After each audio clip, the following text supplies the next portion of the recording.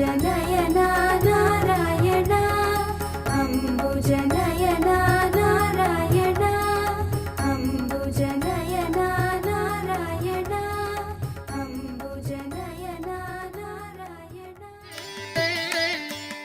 பூவும் நீரும் பலியும் சுமந்து புகழூரையே நாவினாலே நவின்றேத்த லோவார் செவித்துளைகளால் யாவும் கேளார் அவன் பெருமை அல்லால் அடியார்கள் தாம் ஓவு நாளும் உணர்வொழிந்த நாளென்று உள்ளம் கொள்ளவே.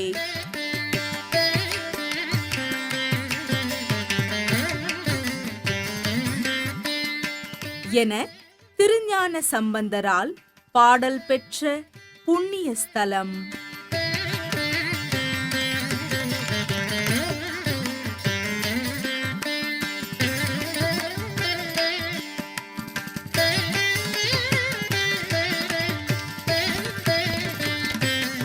காவிரி தென்கரையில் அமைந்த தேவார பாடல் பெற்ற ஸ்தலங்களில் இது 75வது ஸ்தலம்.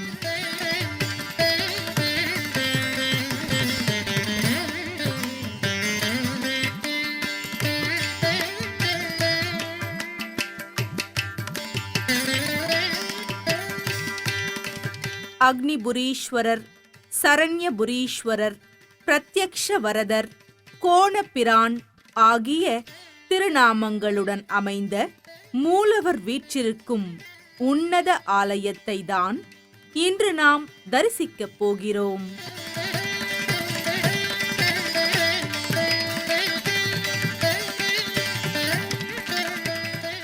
அருள்மிகு அக்னிபுரீஸ்வரர் திருக்கோயில், திருப்புகலூர்.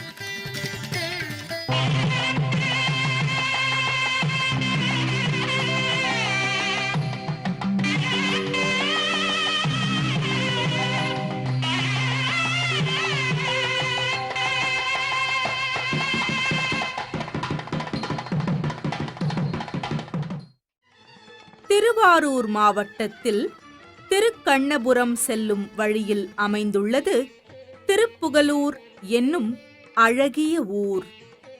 ஊரின் மையப் பகுதியில் அமைந்துள்ளது இவ்வாலயம். பரிகாரம்: வாஸ்து பூஜை செய்தல் இத்தலத்தின் மிகவும் விசேஷமான பிரார்த்தனையாகும். புதிய வீடு, கட்டிடங்கள் கட்டுவதற்கு முன் செங்கல் வைத்து அதற்கு வாஸ்து பூஜை செய்து அர்ச்சனை பண்ணி அந்த செங்கலை எடுத்து செல்கிறார்கள். தமிழ்நாட்டில் தொன்மையும் புகழும் மிக்க ஆதீனங்களில் ஒன்றாக திகழ்வது வேளாக்குறிச்சி ஆதீனம்.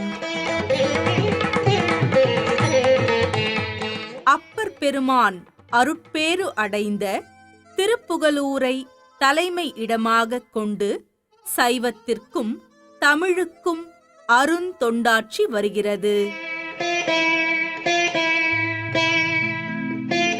இந்த வேளாக்குறிச்சி ஆதீனத்தின் பராமரிப்பில்தான் இந்த அக்னிபுரீஸ்வரர் திருக்கோயில் சிறப்புற்று விளங்குகிறது.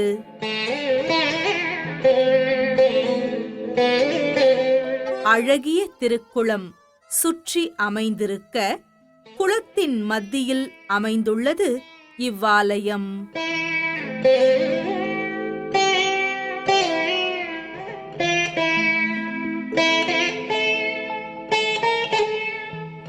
ஆலயத்தின் முன்னே கலைக்கோயில் அமைந்துள்ளது.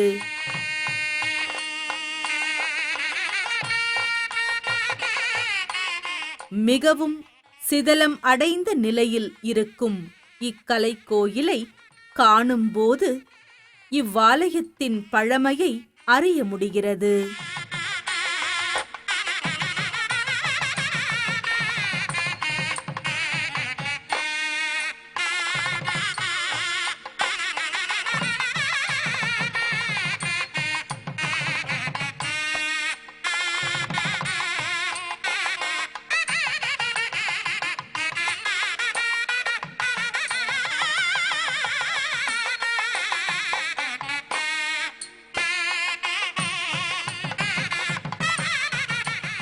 பாணாசுரன் வெட்டிய அகழி இப்போதும் கூட காணப்படுகிறது.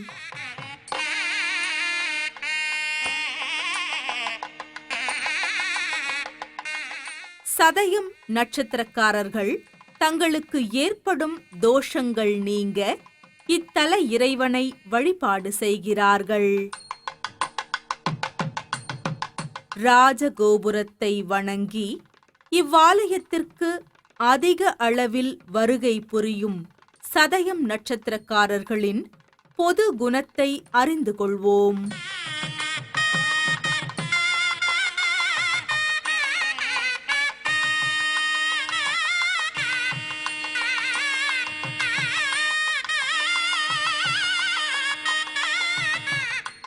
பார்ப்பதற்கு வசீகரமான தோற்றம் கொண்டிருப்பர். செல்வ வளத்தோடு வாழ்வர்.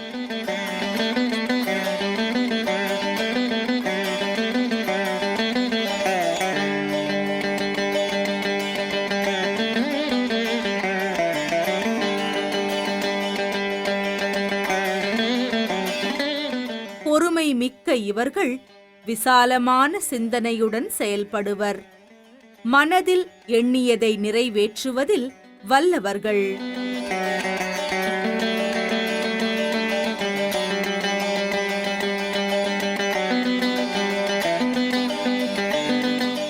தீர்க்கமான யோசனைக்குப் பிறகே செயலில் ஈடுபடுவர்.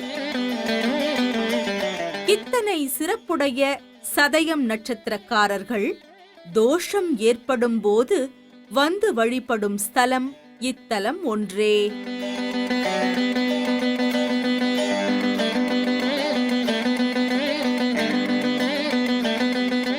கொடிமரம், பலிபீடத்தின் இடதுபுறம் வசந்த மண்டபம் அமைந்துள்ளது.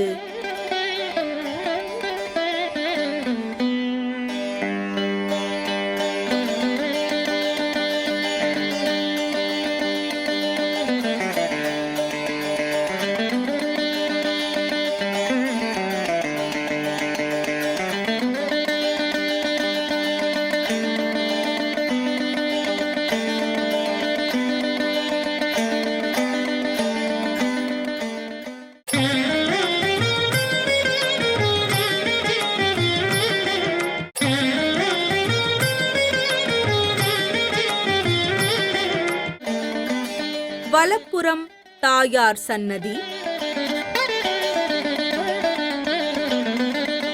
இத்தலத்து தாயாரின் திருநாமங்கள் கருத்தார் குழலி, சூளிகாம்பாள் ஆகும்.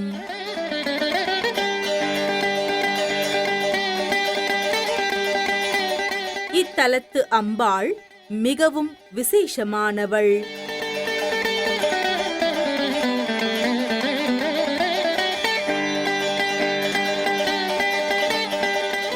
அம்மன் கருத்தார் குழலி பெண் ஒருத்திக்கு தானே பிரசவம் பார்த்து கூலியாக நிலத்தை பெற்றிருக்கிறாள்.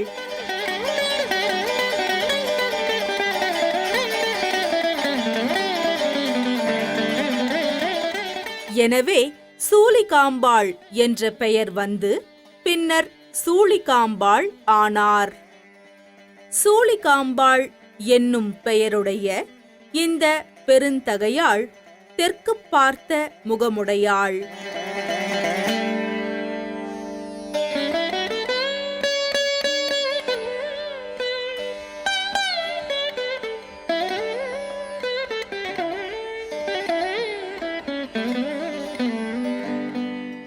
கருந்தாள் என்று எல்லோராலும் கருதப்படுவாள்.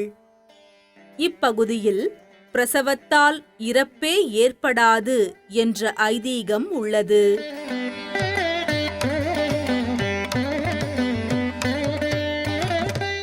நின்ற கோலத்தில் காட்சி புரியும் அம்பாளை வணங்கி மேலும் ஆலயத்தின் உள் செல்வோம்.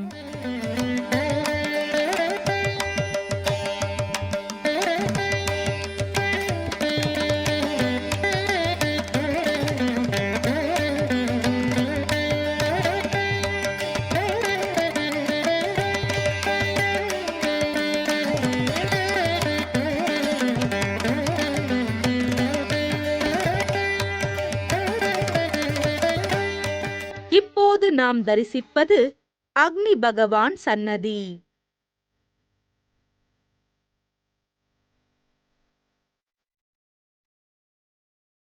அக்னி பகவான் தவம் செய்து பாவ விமோச்சனம் பெற்ற தலமாகும்.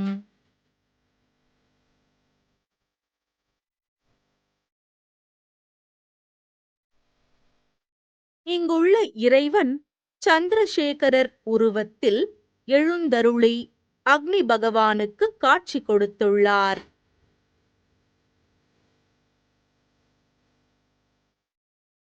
அக்னி பகவான் 2 முகம், 7 ஜுவாலை, 4 கொம்புகள், 3 பாதங்கள் உடையவராக காண்பது அபூர்வமானது மட்டுமல்ல, அரியதும் கூட.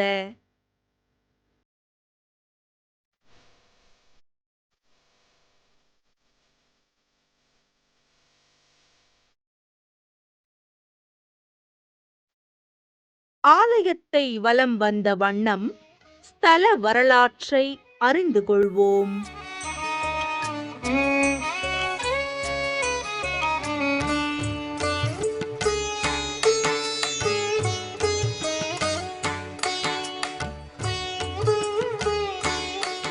அசுர வம்சத்தை சேர்ந்த பானாசுரனின் தாயார் மாதினியார். இவள் ஒரு சிவபக்தை.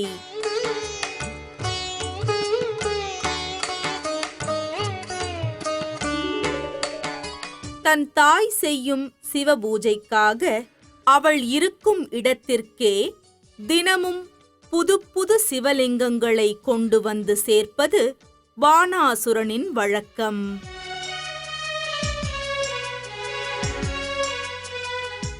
ஒரு முறை விண்ணில் பறந்த அவன் ஓரிடத்தில் ஏராளமான லிங்கங்கள் இருப்பதை பார்த்தான். அதில் ஒரு லிங்கத்தின் அமைப்பு அவனது கருத்தை கவர்ந்தது.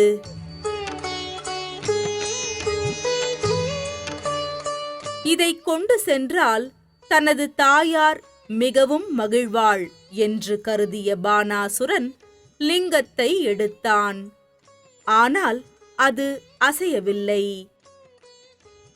லிங்கத்தை சுற்றிலும் அகழி தோண்டி பெயர்த்தெடுக்க முயன்றான். ஆனால் அகழியில் தண்ணீர் நிரம்பி லிங்கத்தின் அருகே செல்ல முடியாத நிலை ஏற்பட்டது.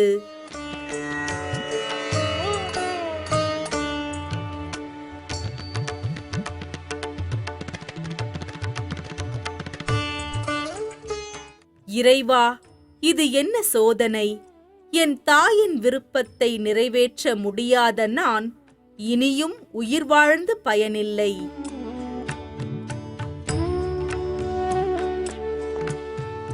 எனச் சொல்லி வாளை எடுத்து தன் தலையை அறுக்க முயன்றான். அப்போது அசரீரி ஒலித்தது. பானாசுரனே, உனது தாயாரின் பூஜைக்கு நாம் எழுந்தருள்வோம் என்றது. உடனே லிங்கத்தின் உச்சியில் ஒரு புன்னை மலர் பறந்து வந்து அமர்ந்தது.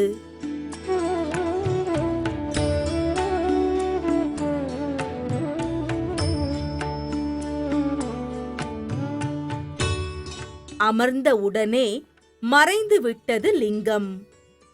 அது மாதினியாரின் இருப்பிடத்திற்கே சென்றதும் மாதினியாள் மகிழ்ந்து பூஜை செய்தாள். பூஜை முடிந்ததும் திருப்புகலூருக்கே திரும்பிவிட்டது. இப்படி பக்தர்கள் இருக்குமிடத்திற்கு ஓடி வந்து அருள் செய்யும் இறைவனுக்கு அக்னிபுரீஸ்வரர் என்ற திருநாமம் ஏற்பட்டது.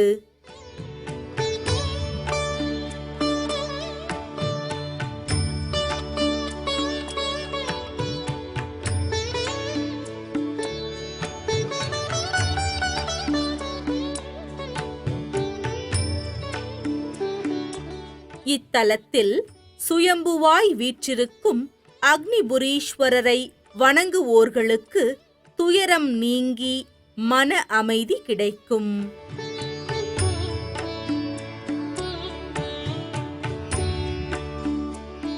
மேலும் திருமண பாக்கியம், குழந்தை பாக்கியம், ஆகியவற்றிற்காகவும் இத்தலத்தில் பிரார்த்தனை செய்கின்றனர். வேலை வாய்ப்பு, தொழில் விருத்தி, உத்தியோக உயர்வு ஆகியவற்றிற்காகவும் இங்கு பிரார்த்தனை செய்கிறார்கள். திருமண வரம் வேண்டுவோர் சுவாமி அம்பாளுக்கு கல்யாண மாலை சாற்றி அர்ச்சனை செய்கிறார்கள்.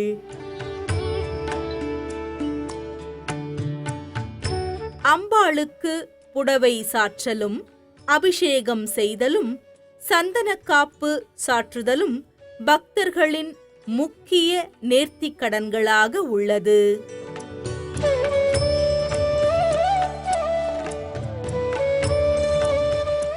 வாஸ்து பூஜை செய்தல் இத்தலத்தின் விசேஷ பிரார்த்தனையாகும்.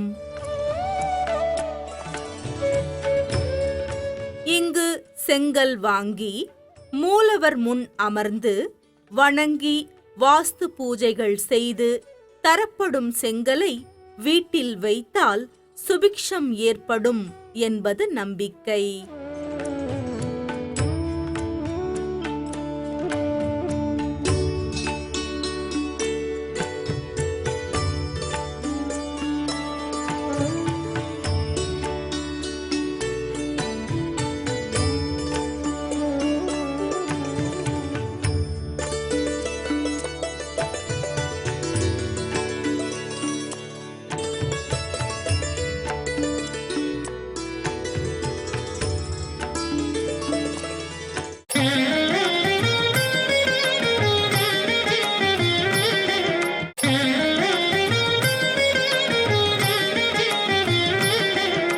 இப்போது நாம் தரிசிப்பது ஸ்ரீ வர்த்தமானீஸ்வரர் லிங்கத் திருமேனி.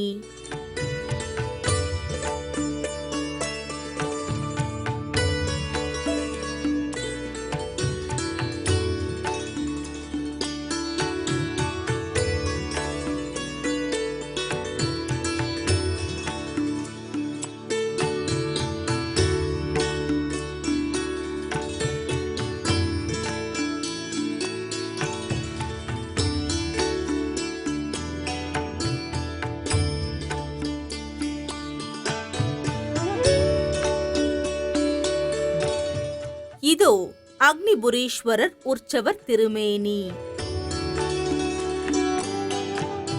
அவர் அருகில் உற்சவர் தாயார் வீற்றிருக்கிறார்.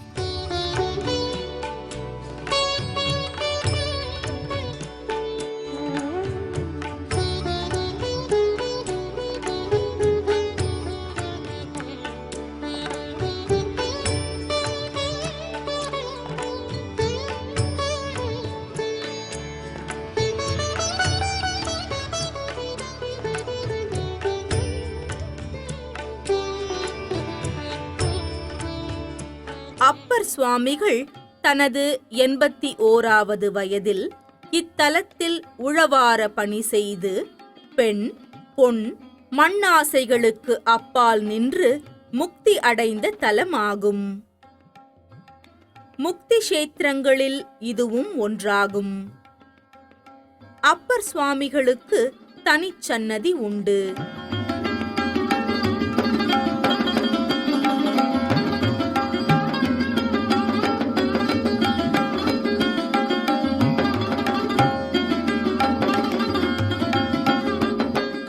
ஒரே கோயிலுக்குள் திருநாவுக்கரசரும் சுந்தரரும் பாடிய 2 சன்னதிகள் உள்ளது.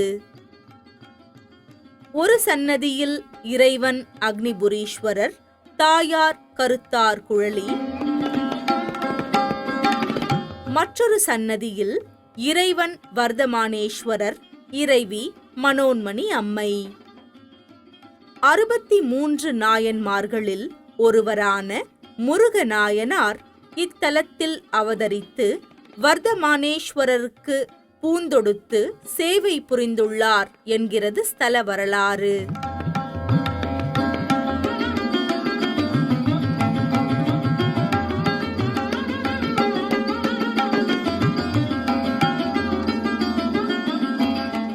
நள சக்கரவர்த்திக்கும் சனீஸ்வர பகவானுக்கும் ஒரே சன்னதி.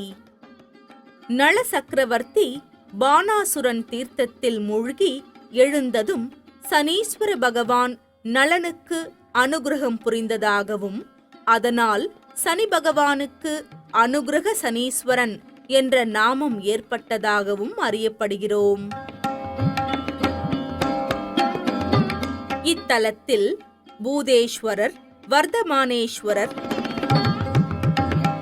பவிஷ்யேஸ்வரர் என மும்மூர்த்திகளும் முறையே கடந்த காலம், நிகழ்காலம், வருங்காலம் முதலியவைகளை குறிப்பதாகும். எனவே இத்தலத்தில் முக்காலங்களும் அடங்கியுள்ளது. அசுரர்களுக்கு பயந்து தேவர்கள் இத்தலத்தில் தஞ்சமடைந்ததால் புகழூர் என்று பெயர் ஏற்பட்டது.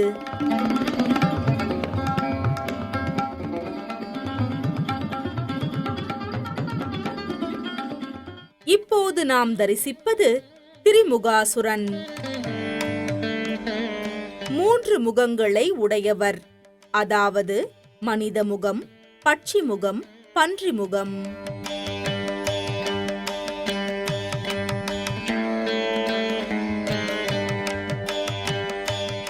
இப்போது தரிசிப்பது பவிட்சேஸ்வரர் சன்னதி. முன்பு கூறியது போல 3 முதன்மையான லிங்கங்களில் இதுவும் ஒன்று.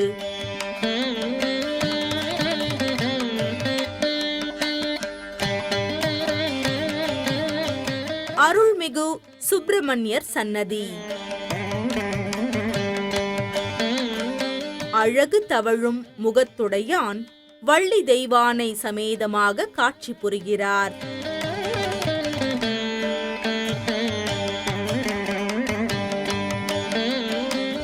மாதாந்திர பிரதோஷ நாட்களின் போது பக்தர்கள் கூட்டம் கோயிலில் பெருமளவில் இருக்கும்.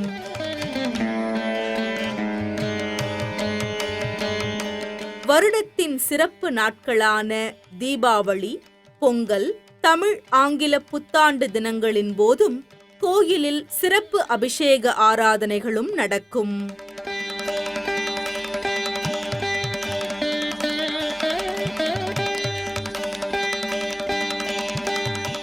ஆலயத்தை சுற்றி வரும் வேளையில் நாம் தரிசிக்கலாம் ஸ்ரீ அகோரலிங்கர் சன்னதி.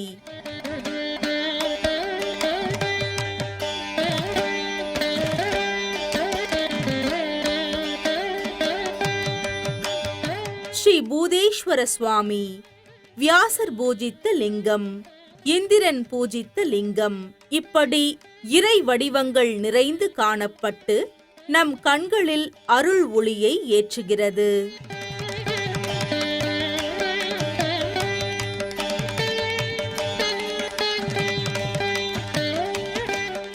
ஆலயம் திறந்திருக்கும் நேரம் காலை 6 மணி முதல் 12 மணி வரை, மாலை 4 மணி முதல் இரவு 9 மணி வரை.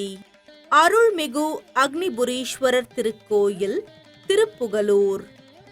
மூலவர் அக்னிபுரீஸ்வரர் சரண்யபுரீஸ்வரர் பிரத்யக்ஷவரதர் கோணபிரான். தாயார் கருந்தார் குழலி சூலிகாம்பாள். தலவிருட்சம் புன்னை மரம். தீர்த்தம் அக்னி தீர்த்தம், பான தீர்த்தம். பழமை 1000 முதல் 2000 வருடங்களுக்கு முன். ஊர் திருப்புகலூர். மாவட்டம் திருவாரூர். அக்னி பகவான் தவம் புரிந்து பாவ விமோச்சனம் பெற்ற இத்தலத்திற்கு வந்து இறைவனையும் அம்பாளையும் தரிசித்து வாழ்வில் அனைவரும் ஏற்றம் பெற வேண்டுவோம். ஓம் நமச்சிவாய.